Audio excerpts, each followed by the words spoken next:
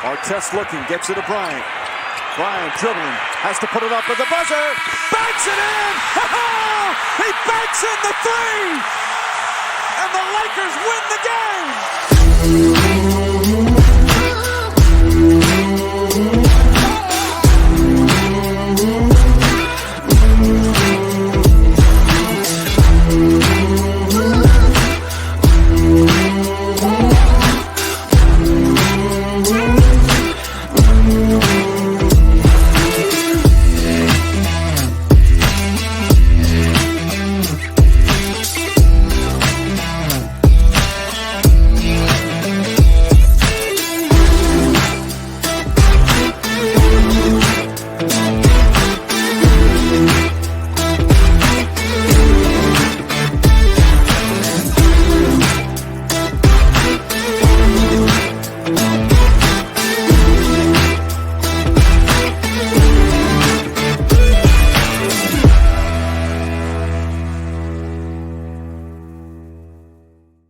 Good morning. What is up? Let's go. It's Wednesday. It's 9 a.m. Central Time. But it's live, and we're here in Austin, Texas at Syndicate headquarters. Thank you for tuning in. We're glad to have you. What's going on, my man, Joe? I didn't know 100% where you were going with that. You know, I got to say that I don't poker always chip, know where I'm going with it. Let's be honest. That ending with the poker chips is fitting with the location of where our guest is at. So that was pretty fitting. But good morning, everybody. Hope everybody is having an amazing start to your week. Happy winning on Wednesday. As always, we are here at 9 a.m. Central. And real quick, before we get into our weekly wins, and as we're starting here, guys, go ahead. Make sure real quick, if you're viewing within the insurance syndicate, click the link in the descriptions to make sure that we can get your name up on the show like Mr. Alante here. Good morning, brother. Thank you for tuning in. And shout out to all of our loyal listeners. But biggest shout out is to our main sponsor, Viva Virtual Solutions. Shout out to Rob Lopez. Shout out to our behind-the-scenes producer, Lily, who is pushing all this content out across all platforms. So we really appreciate y'all. If you guys are interested or looking for anybody on the virtual assistant side, I highly recommend you reach out to Viva. What's actually crazy is a guy that I'm doing some consultation stuff with that I talked with yesterday. I was like, so who'd you source your VAs through? Is that through Viva? He goes, oh, no, they sponsor my podcast. So I was like, wait, what? I was like, bro, they sponsor my podcast too. I was like, freaking right on. We had no idea. But again, shout out to Viva. We appreciate you, Rob, and everything that you guys do and represent. But with that being said, Mr. Merwin, what you got for your weekly win or wins? Yeah, I know, but we're only supposed to share one. I got three, so you can share multiples. So now we're doing multiples. Yeah. Well, I'll say one is the sensation, the feeling of being fired up. Like just you wake up in the morning sometimes, you know, we're human, so we're not always going to act exactly the same or wake up the same way every morning. Man, you wake up some mornings and you are just lit up like a 3-day clock, fired up. You're at the gym working out on the elliptical, getting it going, and then one of your favorite tracks comes on and just turns it up to 11 again for you. Woo. So I've been charged all day. I love that sensation. It feels like winning already. Love it. But then number two, the bigger one, the more important one is growth. Mm-hmm. Man, we got new agents here in Avila. We got a brand new guy that just started yesterday. He's already lighting it up with knocking off his checklist to get onboarded. Super happy to have you on, Gabu, the team, the Avila team. So thank you for joining. And that's the big thing, man. We're about to kick some ass. Love it. So dude. I'm super excited about that. Oh, yeah. Agent growth, production growth, everything's on the upswing. Love it, man. Love it. Well, speaking of kicking ass, I have to, my first one is softball. So the co-ed team and the main Redwood team both won the championship this past weekend. So shout out to the Redwood softball teams. We appreciate you and everything you represent. It's crazy. And kind of what we're going to be talking about on the show today is just really building that brand and that awareness and ultimately through social media too is what allows us to be able to push it out there. But man, just how recognized the brand is becoming right through their play and through their efforts. So shout out to them. Nice work on the dubs and the championships. The men's team started at 4 p.m. and played the championship at 5 a.m. 9 games in a row. My Lord. 5 in the morning? Ridiculous, man. But second win was yesterday. Some of y'all saw I was promoting it last week as well as yesterday. We had Matt Evans in town and we were going through his MFL, the Mortgage Free Life Strategies. Multiple other. Dude, it was sick. I mean, it's guys, we have the recording. So anybody that is interested in that, you guys saw me posting that. I will push that out there. We're going to do a deep dive webinar here in the next week or two. Nice. But Dude, it just blows my mind. And I've gone through the MFL strategy like 3 different times, and still it just blows my mind on, what he's doing to help business owners and really just, our clients, right? When it comes to buying homes, and just really truly building wealth. So that was freaking awesome. Shout out to you, Matt Evans. The dude is the most humble dude ever. He won't say it, but he's been #1 with freaking Advisors Excel for the past however many months. They've already done like 7.1 million in target this year. I mean, my Lord, man. So that was definitely a weekly win, was getting to just get in the room with that dude and spend some time with him. Is he gone? Yes, he left last night. So literally was driving back to St. Louis last night.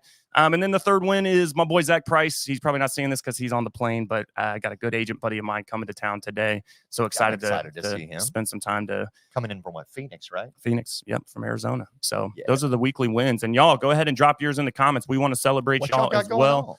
We appreciate everybody tuning in, and we're going to go ahead and get right into it, y'all. I've had the privilege of just sitting backseat and watching this guy and everything that he's doing in social media, and specifically, Facebook, Instagram, YouTube. He's got an amazing YouTube channel that's got almost 8,000 subscribers on there. And just the content is legit.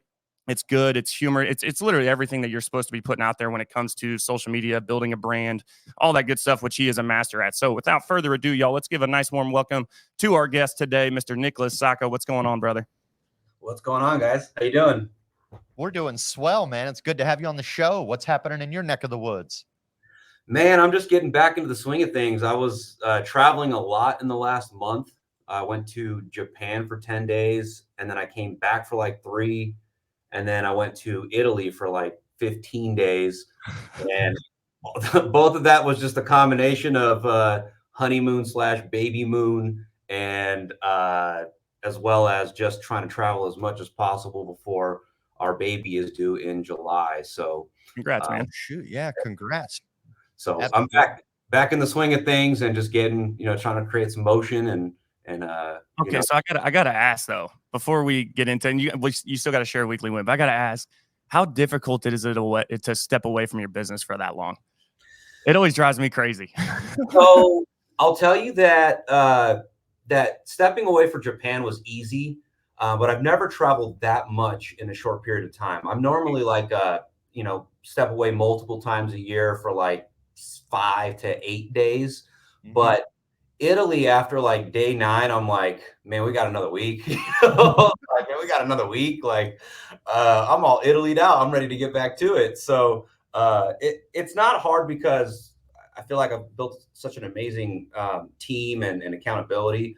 But so it wasn't hard from that perspective, but hard for me personally because I just feel kind of like anxiety after like I've been away from creating for so long. Yeah. Love it, man. Love it. Well, dude, thank you again for being here, man. I'm super excited to have you on. It's been a long time overdue. Real quick, for anybody that doesn't know, if you guys don't know, you might be living under a rock. But for those that don't, go ahead and give them just a 30,000-foot overview of who you are, kind of what you're up to, but then ultimately that weekly win as well. And maybe that is just getting back into the swing of things. But let them know who you are. Yeah. So Nick Sakha here in Las Vegas, San Diego, but just ultimately, I was a banker and college student for 7.5 years while I was getting my business degree. As soon as I finished that, I quit my banking career, was trying to figure my life out. I knew I wanted to own businesses, but I wasn't sure what. I was just I fumbled around. I tried network marketing. I tried foreign currency investing. I tried just a few different things. Nothing quite worked, but I was trying too many things at once. And at one point, one of my best friends said, he was an Allstate agent. He said, why don't you open up an Allstate office? And I was like, well, I've never managed people before. I've never ran a real business. I didn't really think my network marketing little, businesses or I didn't treat them like a real business, at least. And he's like, I think you should open up an Allstate office. And I happened to have just enough in the 401k that I accidentally contributed to during my 7-year career at the time to start my Allstate. But I personally had no money. It was just like, oh, I got this 401k, and cashed that bad boy out and started an Allstate office from scratch. And just have been a sponge in this industry, gone to a lot of events, and just have really learned from a lot of great people that have taught me the ropes and have used social media in a big way to help us be successful. Now we're operating in Las Vegas and in Oregon. We're selling property and casualty and life in Nevada, Arizona, Washington, and Oregon. Soon we're going to have California. And why are you going there? yeah, I know. Well, just being licensed there, but as soon as it opens up, we'll have that option to cater to customers there. And we built we're just about at $19 million, and I just past my 7-year mark. So that's kind of a 30,000 foot overview. Love it, dude. Love it. I have an immediate question. I don't know. I'm in the Medicare space. I'm not in the PNC space. I can't even spell PNC. The bank. Just every curious, time. if you don't mind me asking, and if you don't mind sharing, how much money did it cost you to start your Allstate agency? When you say you cash in your 401k, like how much did you start and actually put into Allstate?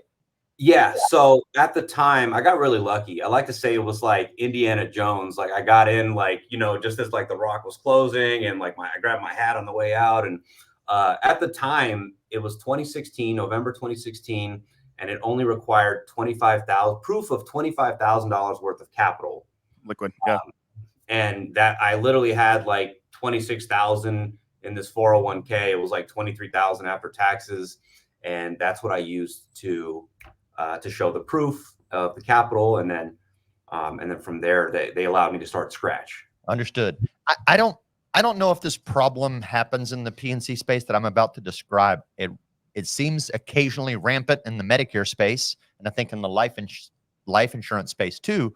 But I see a lot of agents that come into the business with an independent mindset. Hey, I'm going to get into life and health and go out and kill it. And they have zero capital. Yeah. And they're asking people about how to start their independent brokerage as a life insurance agent or a health insurance agent. I don't know if that also happens in the PNC world at all. If you have agents that come in and think for some reason that they can just come in and get a license with zero money to start their business, and that they're going to truly find any level of success. So I really wanted to ask you, like, number one, does that happen in the PNC space? But number two, how important do you think it is to have some capital behind you when you start your insurance agency, regardless of what line of business you're in? Yeah. So I'll tell you is I think with Allstate, they and at least in most capital or captive agencies, they want to make sure that you have that capital, because they know it's going to take that much capital to really launch yourself off on the right foot. But to answer the second question, is my banking background. The one blessing about that was I sold a lot of credit cards, and I helped people establish credit. Now, a lot of people didn't establish it the right way. I'd sell a credit card, they come back 3 months later and it's maxed out. I'm like, hey, dude, like, this is not what we talked about. Like, this right. You got to get into the printing of credit cards, I think, is really where it's at.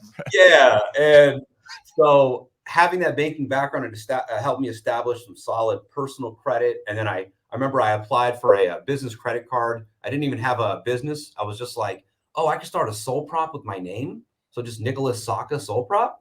And so I did, and that established that business credit. And I got approved for business credit cards as soon as I opened up that business account.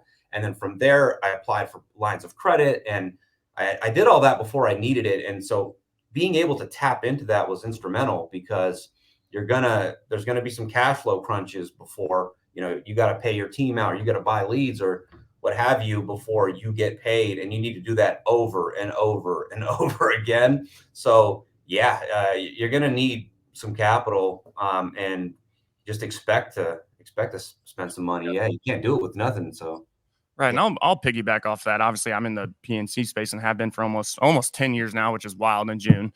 But in our model, especially nowadays, maybe back then it wasn't as much, but for the most part, whether you're captive or independent, man, you got to pay to play. Like, there's got to be something up front. And you've heard me preach it. It's why I don't know if you can do it on the life. I've heard like some conflicting answers on the life insurance side due to, like, I guess because of the products and the legality of like charging somebody to join your team or something like that. So I know it's a different model, but it's like, but I also think that's why there's so much people falling off the train on that side of things, because it doesn't cost them anything. They have Barrier nothing. of entry is too low. Right. They have nothing to lose. Right. And so when people are putting up, I mean, for us, and anybody knows me, I'm transparent and honest. It costs $25,000 to join us. Right now, we don't do the monthly fees and we don't do like the crazy exits and stuff like that, which those are also different models. Right. But it's, hey, if somebody's willing to pay me $25,000, one, it shows me they're freaking committed and they want to ball out. Right. They're not just going to throw up $25,000. Right. You're not going to cash out your 401k if I'm going to come in here and not pick up the phones or work, and bust my ass, really, right? But at the same time, it also makes me commit so much more to them. And I think that's what really makes that relationship. I think it would work outside. Again, I'm not associating all of it to a dollar sign, but it means that, hey, you know what, dude, if you're willing to commit this to me, I'm going to commit myself to you and I'm going to help you really build this agency, right? Which again, even in a captive model, you have that through your APSs and your FSLs and everything, right? It's like, hey, we are, especially when you're first starting out, they're trying to incentivize as much as they can to help you grow, right? Because they know you're going to be a benefit for them in the long term. So yeah, I wanted to piggyback on that, and it's a huge difference, I think, between the verticals in our industry. But my question to you, Nick, was, you said right at the beginning was, I knew I always wanted to own a business. Businesses, right? Which, and then I know now we can maybe talk about what you're investing in and things like that a little bit later. Where did that mindset come from? I always like to hear, like, hey, I knew I wanted to do this, right? And it was just the trial and error, trial by fire to get there. Where did that come from? Upbringing, parents, an uncle? What was it? Yeah, I'll tell you. I like to say the first thing that comes to mind was my dad has 9 kids, and so we really didn't have, like, we always had the bare necessities, clothes on our back, food on the table, roof over our head.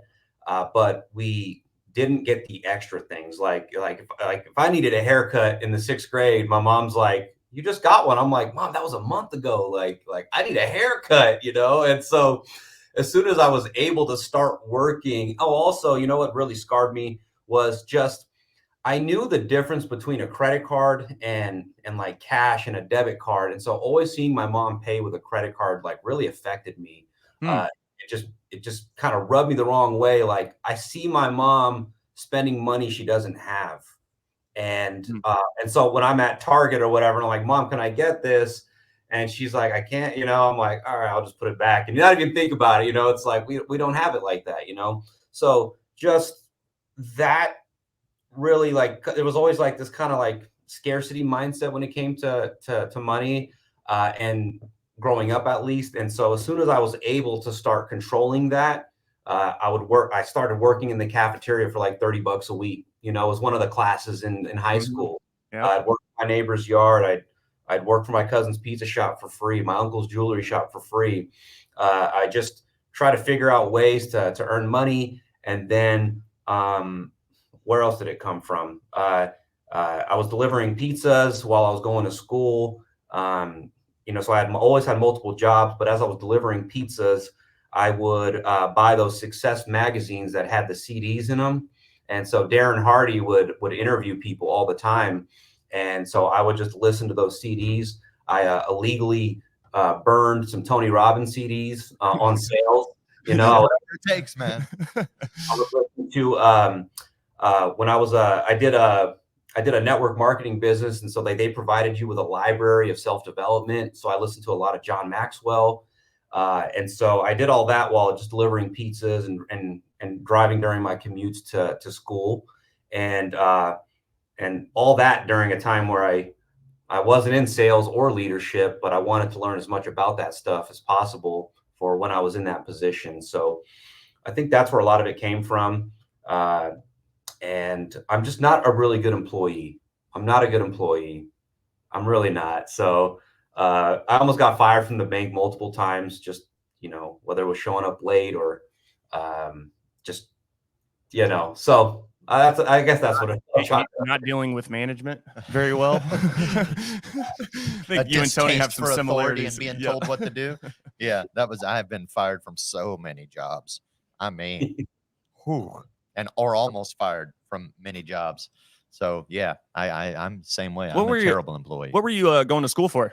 And did you graduate, or did you end up getting into insurance before you got the degree? Or Yeah. No, I finished, and to me, yeah, I finished. It took me 7.5 years, but that's because I literally I refused to pull out student loans. I would pay for it on this 12%, 9 or 12% line of credit that I had, and so I would pay for the semesters, and I'm like $5 to $8 like a semester. I'm like, this is a ripoff. Like, but it took me 7.5 years because I didn't want to accrue debt. So I would take it. I would only take as many classes as I can afford.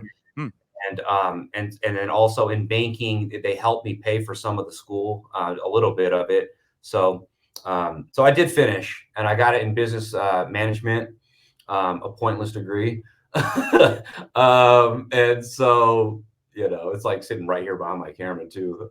It's a nice little wall decoration, expensive wall decoration, most expensive thing in this office right now. So it cracks me up how many insurance agents I talk to where like, and even he's our day one and my best friend, Alex Hankey. And he's like, man, I struggled through school, man, but I got it. Right. And I think he got his in like econ and something else, went through the business scholars program, all that. And then it's like, and freaking insurance now. He's like, how did that work out, man? I totally did not see this happening. Where I was the college dropout, so I got in quick. I majored in keg stands and dime call drinks. College was fun though. I don't regret it. I mean, I like the college experience. That was fun. But I tell you, like, I wasn't even smart. Like, I'm just very like determined. Like, I would become really cool with classmates, and I'm honestly, I really feel slow. Like when a teacher's like breaking something down, they're on step 7, and I'm still stuck on step 2. And so I don't want to be the guy that's just like processing everything so slowly. So I would just get cool to the person to the left of me, the right of me. And after class, I'd be like, hey, so can you break that down for me? Like I was a relationship builder in school. And that's literally how I got my degree, because I'm certainly not smart enough. Where did that skill set come from? Just to be able to, I would say that need like, shit, I better learn something. And that dude looks smart, so let me talk to him. Or did you already kind of have, like, hey, I understand the power of relationships and networking a little bit? Yeah, I think that if there's anything like, I guess DNA, like something I was blessed with, is like I really do like connecting with people and just talking to people. And so I would say I don't know where that came from necessarily. I'm just I enjoy connecting with people. Yeah. I think a lot of that is certainly an inherent trait in certain people, right? We have a natural desire to be gregarious or whatnot. Yep. Yeah. Right. Yeah. Okay. So take us here. So we've got, obviously, hey, I know I want to own these businesses, right? We go to school, and you start relationship building there, right? You talk. I love that you said that. I wasn't very smart, man, just extremely determined, and that'll take you very far in business. It really will, right? You're experiencing it now. So take us take us to day one of opening your freaking business, right? Never really ran a business before. You knew a little bit about money and how that works, right? You obviously, I'm apparently or assuming that you didn't have any debt at this time. Top 3 things, right? And this really more speaks to, let's just say, even though the market's different and a lot of things have changed, it doesn't matter, man, because sometimes you just got to get back to the basics, right? And a lot of people miss that. Top 3 things that you would tell a new agent to do right out the gate. Hey, day one, you're starting your business. What are the top 3 things that you did that you found success in? Yeah. So the top 3 things that I did, and is this for any business or more so like insurance? You can insurance, business. I mean, you name it, man. Up to you on that. Yeah. So if I had the thing that I knew I was going to do day one. So like I'm in training, and everyone's talking about their marketing strategies and all this stuff. And so the first thing would be to network and collaborate. Like the same way I got through school is literally the same way that I've learned from so many people in this business. So I had some 2 really close friends that were also in banking, and I'm telling you, I called them like every other day because everything was new to me. Like this situation happened, like, do I fire this person? Like this, and so every little thing, from processes to how they did things, to how to handle letting someone go, and how to hire people. So those relationships really helped me. And so a lot of people just stay within their own box, and maybe it's ego, or maybe it's this. Like, I have no ego when it comes to learning from people that do some things better than me, or a lot of things better than me. Till this day, processes that I've incorporated, they're not my processes. Like, I learned from somebody that's killing it in that area. And so relationships have helped me. I go to the events, get out of your comfort zone, talk to people, add value to them, connect with them on social media, put out content that makes them want to have a relationship with you. Right. Yep. Versus just always asking, like, hey, can I pick your brain? Can I pick your brain? Like, don't be that guy, just add value, and these people will, will help you out. And so relationships have been huge. The second thing was, for me, was just internet leads. You got to pay to play. Always invest in your business. Always reinvest. For us, like 60 to 70% of our business has always been internet leads, and having a strong process behind it. I've always kept my personal life pretty minimal. And so it's allowed me to reinvest a lot into the business. And then the third thing was just being very resourceful. I knew going in that I was going to use social media to generate business, to just help me get attention that would help me be successful in this business. And at the time, 2016, like I'm just kind of just paying attention to what's going on. You're seeing like the Grant Cardones of the world. You're seeing Gary Vee, and it's like content. And the insurance industry, it's like no one's doing it at all. I still think our industry needs isn't doing a good enough job at social media, where you're seeing like realtors and lenders and every other industry. They're doing a good job. They're catching on, but the insurance industry is still, not. And so I knew that if I could get enough attention, it would help drive referrals. It would help drive candidates to come want to work with me. So with a strong enough brand, it would help me in one way, shape, or form. And it's helped me with connecting with other insurance agents that are smarter than me. It's helped me with getting candidates. Like half of my team have come from a referral or social media in some way, shape, or form. And we have like 20 plus team members. And so, and then also just the referrals, the partners, the referral networks and things like that. It's helped us in a big way. And that's been since day one. So I knew that I was going to put out content to help get attention that would help me in my business. And so I still don't see enough agents promoting themselves. It's like, it could be as simple, literally just like, pick up the phone. I'm here at the office today. Hit me up for a quote. It could be anything, and I just don't see it. I don't see enough of it. And so, I think it speaks to the average age of the insurance agent too, probably.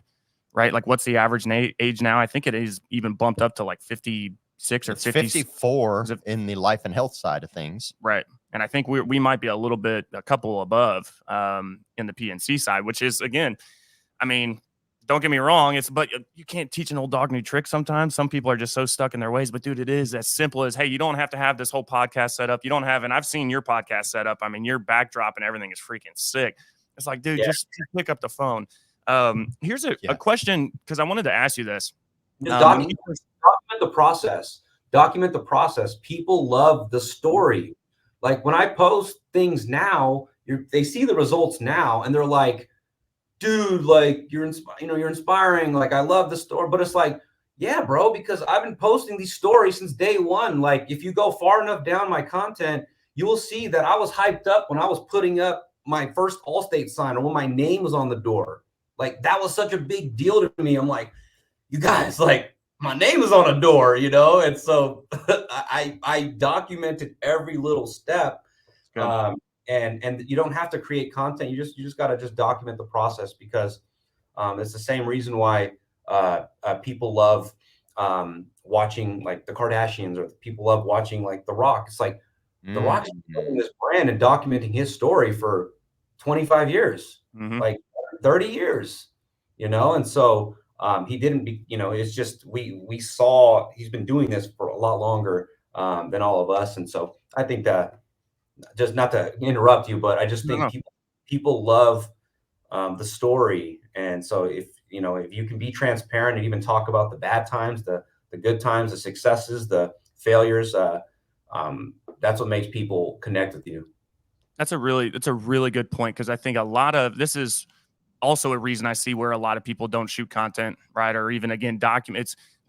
They should document, guys. If you're hearing that, if you're struggling, I'm not creative, man, I can't ever think about what to post, then just post what you're doing throughout the day. That's a weak excuse too. Maybe today's technology. Maybe the reason they're not documenting it is because they don't want people to see what they're doing throughout their day in business, right? Yeah. It's like, ooh, yeah, I'm really putting myself on blast now. It could also be imposter syndrome is a big part of why people don't document, because maybe they don't think they're good enough to represent themselves as somebody that's like, no, it doesn't matter. You're in the process of accomplishing. You're in the process of your metamorphosis, whatever it might be. That's what people want to see. That's really what turns people on. And you hit it on the head when you started talking about reality shows. I'll go a step further with like the competition shows, right? Like The Voice and some of these other ones where you're documenting someone go through a challenging growth process. Dude, people eat that shit up. They love watching that.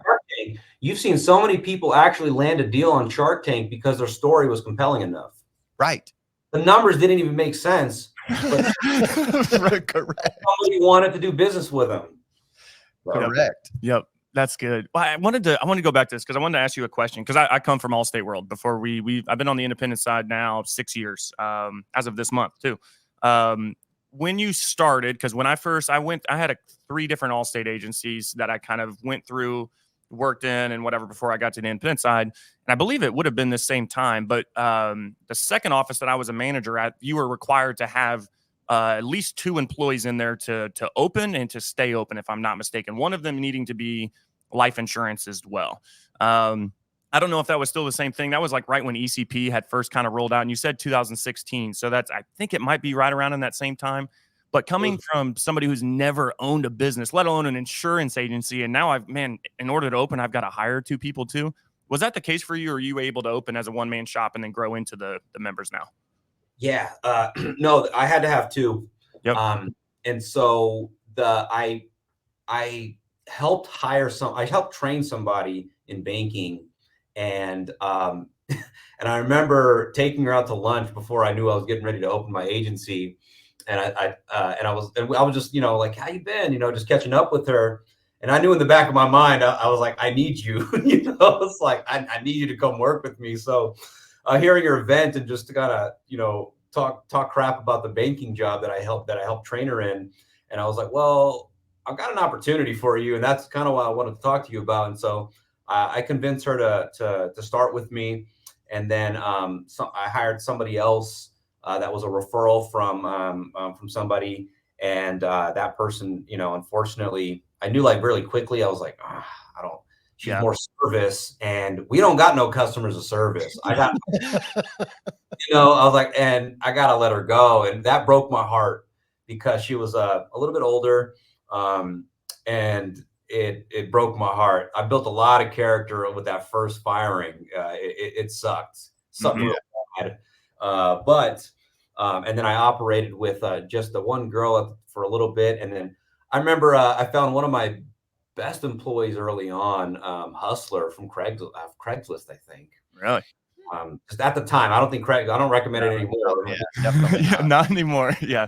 Right, people are there anymore, but I found a diamond in the rough there. And, but just I've always kept hiring just because, you never know when something. And it goes back to your content, right? And putting out relative, we'll call it I guess content, it can be somewhat overused, right? But we're gonna just use content for the lack of a better term, y'all. So putting out relevant content to attract people, right? To make people aware that you even have an Allstate agency in your community, in the state, whatever that might look like.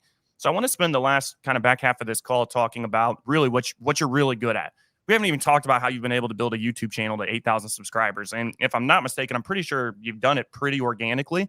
I remember that first video that you put out. I've seen it all, right? When you literally sat down, it wasn't even the best quality or anything. It must have been when you were first getting going. It was talking about building an Allstate agency, right? And I'm pretty sure that is the one that went like crazy viral on YouTube, if I'm not mistaken. Talk about how you were able to, and obviously you mentioned it earlier, I'm always going to continue to learn, right? I'm always going to get better.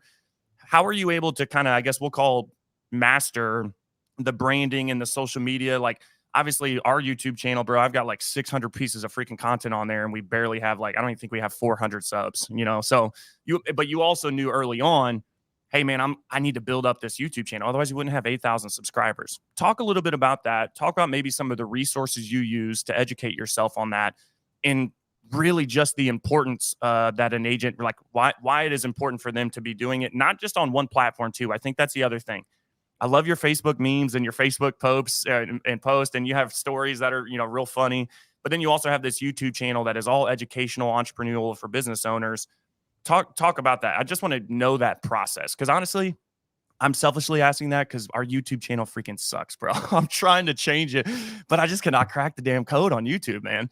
So yeah, I'm really happy to help you and give you some of the things that I learned when I first started out. But to cover, I guess there's so many different directions that we can go here. But one of the things that really inspired me to get on YouTube was that it's evergreen. I could post on Instagram, I could post on TikTok, I could post on Facebook. It's going to be drowned out within 36 hours, right? You're not going to see that content no more. The cool thing about, and maybe TikTok's probably second best when it comes to this, like something staying kind of like, in the feed. But YouTube is the only one that if you make evergreen content, it'll continue to grow and you'll continue to get paid for it. And you will, and people will find you. And so, when I was supposed to start YouTube in 2016, bro, 2016, I put that bad boy off until like 2020. Really? If I show you all my goals, it's like in 2016, it's like start YouTube channel. I procrastinated for 4 years to start a YouTube channel. And before and watch this, I was so afraid to just post that first freaking video. And I had this like comedy skit that my videographer pitched me on, and I filmed it, and it was like State Farm versus Allstate. And I was still so afraid, just like the fear of like posting that first video, that I finally, I think my wife was like, why don't you just post those videos that you made? And I was like, good idea. So then I go through the process of like posting it. I'm like, okay, like, well, that was an irrational fear. Like all I needed to do was just upload a video and then write the caption and that's all I needed to do. So I upload those, and then I was like, okay, it's time. So I bought my house, my personal residence in 2020, and I'm in the house, and I just turned a camera on, and I was like, 3 things I learned when I bought my first house. That's literally my first video. Like 3 things I learned after I bought my first house. And so I filmed this video, and then I posted. And at first, I wasn't sure which direction I was going to go with on YouTube. But what I did do was I over prepared in a way. There's a guy named Graham Stephan, big finance YouTuber. You guys probably know him. And he actually had a course that was like how and at the time, I think he built like 1.5 million subscribers in the area of finance. And he dropped the course. I think I paid like $400 or $500 for it. And I just learned everything he had to say about YouTube. And so I think that's what gave me my foundation on how I should attack YouTube. Thumbnails are super important. The titles and thumbnails are probably the most important thing. And then figuring out what you want to talk about. So if you go on Google, look up how-to videos, and YouTube how-to, like look up what generates, and then make that video on what's popping up. That'll give you your idea. The trends. The 3 or whatever, or the top whatever list that drops when you type that in. Yep. Yeah. And then also, what my theory was that if Google owns YouTube, that is going to help my online presence even more. So on top of Google reviews, on top of just a digital presence. So like if you look up Nick Sakha, like I'm impossible not find. Like, I'm really not hard to find, which could be a bad thing, I'm not hard, like, so I try to keep on good terms with everybody. I'm not hard to find. So I think all of that collectively just helps your online presence. And some of the videos that have gone viral they're pretty cringy. Some of them are cringy, like I'm just like, man, I can't believe this is the one, like you couldn't have chose any other video to go viral. Like this is going to be my first impression of people, but that's what has worked. And then of course as we create the goofy stuff and the funny stuff and the reels, I upload all of that to YouTube as well. And those perform pretty well. And my theory is this, guys, is that nobody is Googling information, or like that generation of people Googling and reading information is being replaced by the younger people that just want to YouTube something. Even me, like my toilet breaks, I'm just going to YouTube it. If I want to know bicep workouts, I'm going to YouTube it, so like all these different things. And so I think the next generation, you're going to see a large group of like, I'm going to be well known by the next generation of insurance agents, and it's already happening. LSP, like employees of agency owners, a lot of them know me more than their agency owners know me, and that's also because I would also say that is because one of the videos I did was how to pass your PNC test. And so if you're not sure where to find your voice on YouTube, just figure out what you can talk about and what you have expertise in talking about. I'm not really good at talking about stuff I don't know. Like you will not catch me talking about going indie because I've never gone indie. I don't know how to get contracts with the carriers and stuff like that. But I could talk about just growing an insurance agency all day. That's kind of it. And so I am going to get a lot more intentional about putting out content. Next Monday, one of my really good friends is going to start as my social media manager. Cool. And so you ain't seen nothing yet. Like I'm getting ready to put out content like you've never seen before, and I'm really excited for that.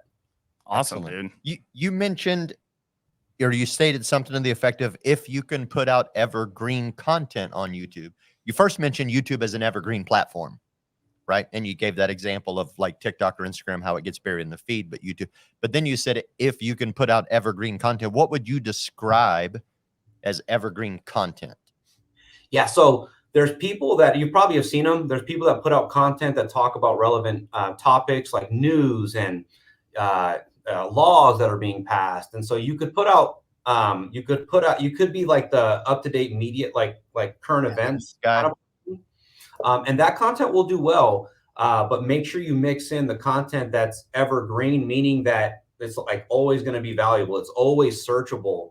And so to give you an idea, my top 5 YouTube videos, I can tell you right now, I know the number one is how to pass your PNC exam. It's evergreen. People are always looking how to pass that test. If I'm wanting to put out content on how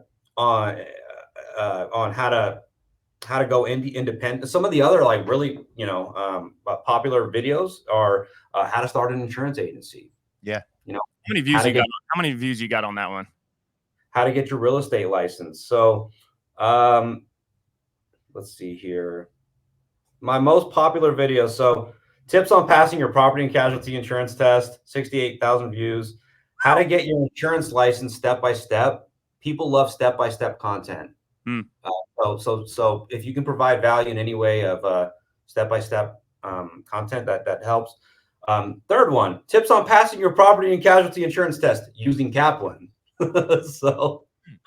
And then how I started my insurance agency, how do we grew to 4 million in 4 years, becoming a PNC insurance agent, what to expect, starting an insurance agency, 10 things you should know. And then another one that actually kind of did pretty well is a day in the life. But I have like 10 day in the life, so only like 3 of them have done well. Yep. So yeah, I think that's evergreen content. Yeah, makes sense. Okay, I like it. I like it. Very, if you can niche down too, like specific stuff does really, really well. So I love what you said, because, we're sitting here talking, well, maybe it's because it's the older generation and that's why they're not, picking up their phone or putting stuff out there, building a YouTube channel, or, maybe it's, I'm just not creative or whatever it is. Well, it's like, what Nick did, guys. And it's kind of becoming a reoccurring theme here on this show today, is he paid to play, right? It wasn't, hey, I'm going to go out here and just try and figure this thing out. It's like, no, I see value in this. And I think that's the important piece too. Don't just go pay $500 for a course when you don't even see the value in it. You're just like, well, screw it, I guess I'll just see, right? It's no, I see the value in this. Google owns YouTube. It's basically the second, if not now, but to your point, one of the most used, if not the most used search engines like out there, right? But then it's, hey, I need to get better. How many of y'all are going to be willing to pay, even if it was just $500, which in the grand scheme of things, you look at somebody who has a $19 million book of business in the past 7 years, you think that $500, to help him get up off the ground when it comes to YouTube was worth it? But is it worth it to y'all? Like, you're sitting here hearing it. He touched on it earlier too. Those aren't my processes. Dude, it's somebody who was killing it and better than me in my space. And I took those processes. No, me wrong. You tweak it a little bit to work within your agency, but it's like, man, I learned a lot of this YouTube stuff from, this guy. I think you said it was Graham Stephan, right? Is who you bought the course from. And it's like $500, y'all. Are you willing to pay $500 to change your entire freaking career, right? And remove insurance from it. This goes across all boards. Are you willing to pay that? Go ahead. Yeah, I got something to add to that. It's like you're seeing a lot of people kind of rip course creators and things like that. And there are a lot of bad apples. There are a lot of people selling bad information. As long as you can properly vet the people, like, you should invest in courses. Like, you should invest in workshops and masterminds. Like, just properly vet them. Just make sure they're not a scumbag, excuse my language. But I knew that Graham Stephan, he has almost 2 million subs. Now he's at 4. So I'm like, he's selling a course. Why would I try to just figure this out on my own? So again, properly vetted him. I'm consuming his content. Let me see what he has to say. And so, yeah, absolutely. I mean, just, you gotta do your homework, right? This topic comes up all the time, and we always say it, but it's the mindset between investment versus expense, right? How are you looking at that? Is it an investment or is it an expense? And if you're struggling with figuring out, man, am I going to get my 500 bucks worth or whatnot? Think about what is the minimum ROI that you need to make it the correct decision to invest the money, right? What is $500 equal in your business? For me, that's one new client. That's one application. If I can get that $500 investment to help me write one more app, then it makes sense. Anything beyond that is gravy. Surely I can get that much value out of it. I'd have to be an idiot not to. And then it makes it an easy decision. At least that's the way I approach these problems. I mean, I was approached with a pretty big coaching offer this week, and I'm in that process right now because it's a pretty hefty one, but it's one that I definitely need in my business. It's one that I'm excited about. And I'm looking at, okay, if I'm going to put this money in there, it's because it's a big chunk of change. Like, what is the minimum that I need to make it a correct decision? And then again, what am I really trying to achieve with it? Another thing I wanted to back up to, and I apologize. No problem. You're gonna get a 30% discount from the IRS too. Exactly. Another great point. Bingo. Yeah. So that makes it even easier. You talked about the next generation, right? That is absolutely using, they're, like you said, they're people search terms, they're watching videos. They're not reading the material anymore, right?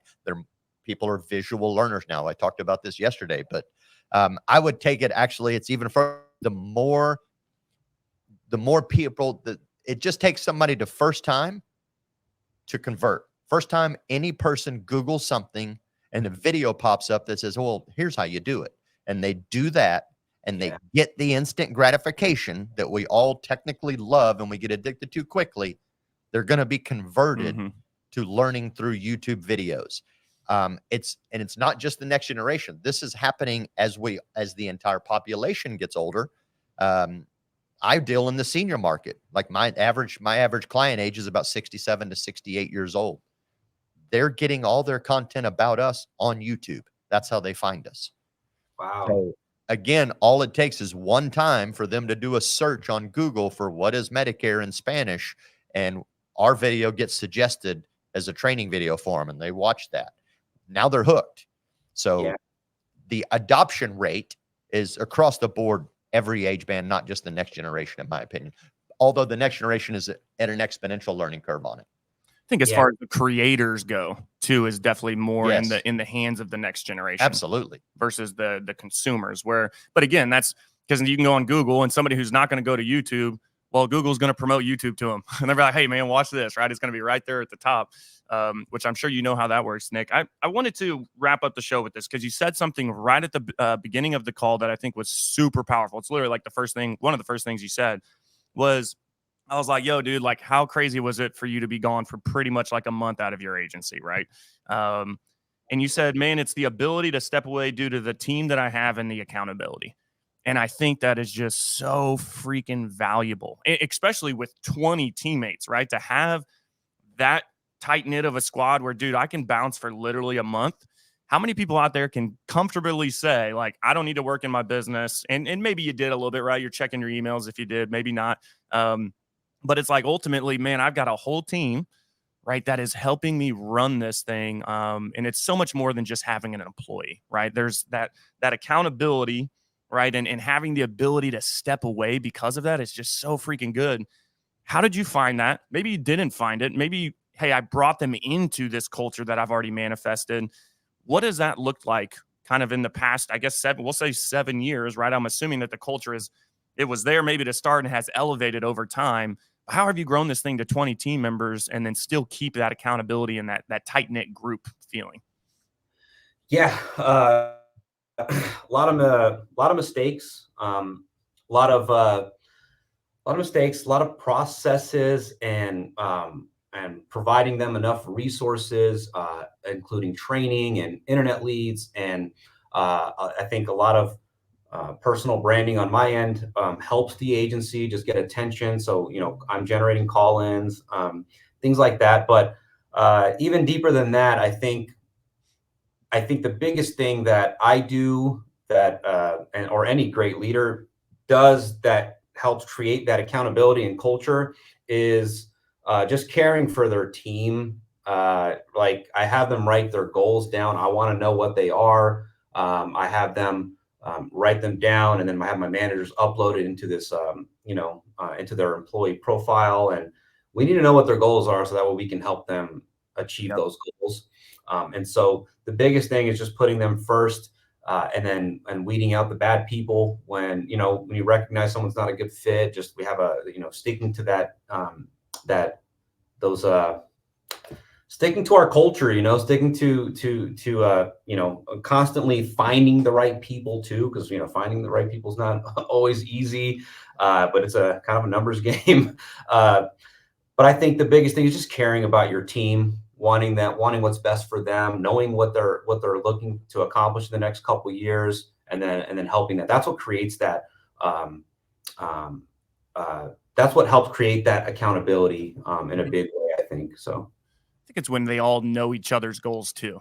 It's that camaraderie within the office as well, right? Mm-hmm. Versus like, hey, okay, yeah, my manager's trying, but it's like, man, everybody around me knows what I'm trying to do. It's the number. You've heard me say it. I can't 1,000 times, Tony. It's the number one thing I preach. You don't have to be passionate about insurance. I am, because I get to do everything I love in insurance, and I've wanted to be in insurance since I was in second grade. I'm the weird dude, right? But if I can help them understand that you don't necessarily need to be passionate about insurance. You just need to understand that insurance is the best vehicle to get you to whatever that goal is, right? Whatever that dream is. You are passionate about. And then when you can tap into that, here comes culture, Yeah. I think this is the best vehicle. If I like to say, like, I didn't know what I wanted to do. But if you're just like me, insurance is such an amazing vehicle to help you get closer to your overall goal and mission.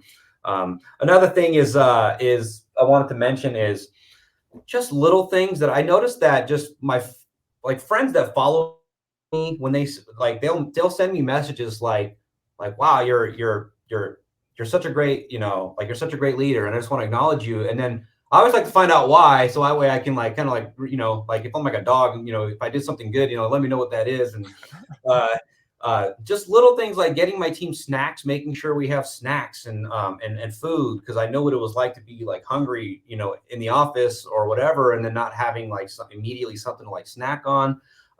So just little things like, I mean, it cost me $500 a month to Instacart a couple of Costco runs, to provide little basic things, as well as just constantly giving them the credit and the praise, acknowledging the birthdays and the anniversaries.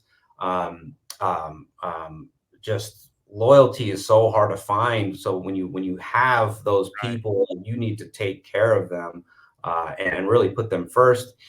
I think those are some of the biggest things that have helped create the accountability, and that put them first, bro. You said that freaking perfectly, because there are so many people that have teammates and then they'll bounce for a month, right? And then they'll shit talk on their employees when they come back. It's like, bro, why do you think you were able to bounce for a month? It's like, your team is the only reason that you were able to do that, right? It's like, put them first, man. Yeah, I love that. It costs more to replace one of your best people than it does to just take care of them and keep them with you. So, dude. Yeah, we could talk for hours on that, but absolutely we could. On the last point, I just wanted to mention one thing, because you brought up the older generation consuming content. My dad's a 65-year-old man from Afghanistan, right? Medicare over here, man.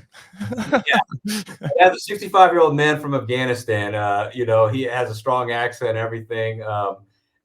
And I remember I'm at his house recently, and then I'm watching him just scroll down like the YouTube Shorts. Or not YouTube Shorts, Facebook Reels, and he's just and I'm just like hearing all like he's browsing just like a young kid would, And so you're right, it's not just for young people. It's like, I've been to a conference where I see some year-old man in front of me. He's literally just scrolling these little short videos, and so. Another one of the last tips, I know we're wrapping up here, is it's just the power of video. A lot of people are afraid of video, and video is super powerful. It's what most people are consuming nowadays. So, absolutely. 98% of our traffic that we get through social media is on a smartphone. These are 65-year-old Hispanic population, 65 and up, I should say. So don't pretend that they're not watching you. That they're not, just like you said, that they're not watching the shorts, and the shorts are where it's at. I mean, we like long form content. We'll do 10, 15, 12, 20-minute training or deeper Medicare videos, but the shorts, the quick, hey, 1 minute, 2 minute Medicare tip, boom, boom, boom. Dude, those get chewed up like crazy. And inbound traffic results out of it, or our outbound traffic converts better because of it. So I mean, you hit it on the head when you like agents don't do it enough. And I think one reason why is because a lot of agents on social media are friends with nothing but a bunch of other agents, and they live in an echo chamber full of insurance agents that are producing some content. So they assume, well, everybody's doing content and maybe all these people are better than me, and then I don't need to do it because it's already being done. No. Outside of that bubble, dude, there ain't no insurance agents really doing content, really promoting themselves. It's a fact. And you've proven it. My agency's proving it as well. We just got to continue doing it and get better at it. So real quick, Lily, I saw Victor's question on there. Can you put that back up? I saw he had a question, I think, for you, Nick. I think you probably know Victor Gonzalez. He runs ClickRush Marketing, was an agent. Lily, can you put that one back up? It was asking about Nick's team and how to keep them on point and competitive. You see that one? It was like a few up, I think I saw. Let me see if I can find it, because it was a good question. Yeah, I think I saw it. It was one of the things we do to keep the competitiveness in the office is, I think it's just I mean, you're very common. It's nothing unusual. Just spiffs, and I have this giant TV. We still have an in-office, like the majority of my team is in office. We got some remote staff, but we're in office. We got, the vibes going. We got a championship belt. It's literally the real WCW championship belt. This thing's like 20 pounds, like maybe not 20 pounds, but it's like 5 or 10 pounds.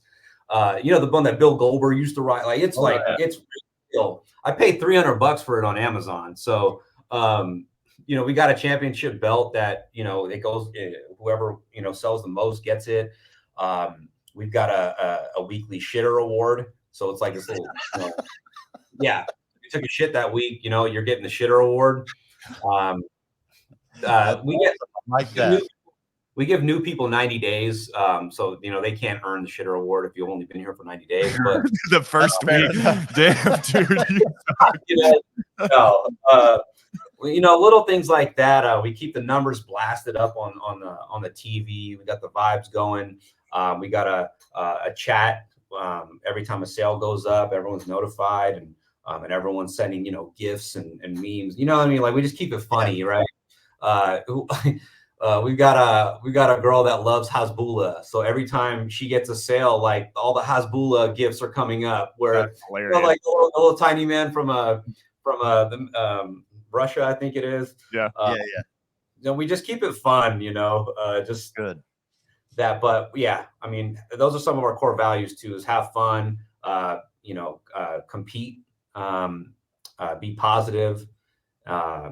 So just I think that's just the culture that we've created. It's like, it's not all fun and games. We still got to get shit done at the end of the day. Sure. Have fun, make money. Yep. That's what I say. What's next on the horizon for you, brother, as we close out? What's for Nick Sakha, man? You're obviously at 19 mil in 7 years. So what is it even in the next couple years, man? Like, where do you want to be when it's like 2025, 2026? Like, what's next? Yeah, I'd love to grow to 40 million. And then I'd also love to attract team members that I can eventually turn into agency owners as well, and maybe sell them a part of or one of the books that we've built. So I'd love to keep scaling, and then kind of just diversify a little bit. I've got a big goal of continuing to buy more real estate. I want more real estate, but also, as one of my buddies starts as my social media manager next Monday, my goal is to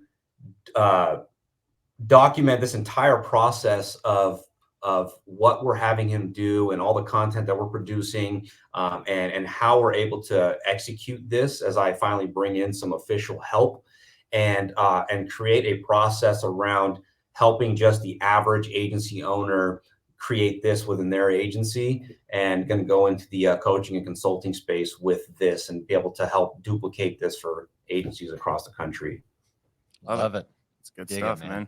How can people reach out if they want to touch base? We had a bunch of comments, man. It's been a great show, dude. Thank you so much. How can people reach out to Nick, and also shout out your YouTube channel so they can go out and find that? Yeah, no, well, I appreciate you for having me on. I've been waiting, for you to invite me. So, I love invite me to yours. Now you got to invite me to yours. Yeah. Oh yeah, you're as consistent as they come. So I just want to acknowledge you. Like, you are always there, on my feed, and you're attending the events. So you're doing a lot of things right, man. So it's an honor to share this with you guys. But you can find me on Facebook, Nicholas Sakha. You can find me on YouTube, Nicholas Sakha, and then Instagram and TikTok is Nick Sakha. LinkedIn is Nicholas. So whether it's Nick or Nicholas, you will find me. And then would love to have you, on my show. So whenever you're in Vegas, I just built this epic content studio, and I'm filling up my calendar to get as many guests as possible. So whenever you're in Vegas, we'd love to have you, brother. He's going to April 20. He's going to be first through the 25th. I can't make it this year, but he's going to be out there. Yeah. What's that? Yeah, I think that's right. What's April 21st to 25th? And I might be a little bit off on the dates, but that is Medicare Con. It's a giant Medicare conference at the MGM. Easily the best one in the industry. Yeah. If you're in the Medicare space listening to this and you're not going to Medicare Con, you need to get your shit together and go get a ticket. It's the price of shitty dinner. Gotta pay to play. Don't get the shitter award. Yeah, man. No, would love to host you guys. But yeah, that's how you can find me. And if I can be of any value to anybody, just reach out, send me a message or DM. Right on. Well, man, thanks again for dropping by. Thanks you guys for tuning in. And as always, today's Wednesday and ain't the end of the week. It's the peak of the week. So put the pedal to the metal, and we'll see you next time. Whether you've been doing it one day or 10 years or 6 months or 6 years, I don't care, right? It's network and collaborate, buy leads. Don't be scared to buy leads, right? And have extreme resourcefulness in everything that you're doing. So shout out to y'all. Shout out to Nick. Appreciate you, brother. Hope you guys have an amazing rest of your week. We will see y'all next Wednesday. Take it easy, y'all. Thanks, guys.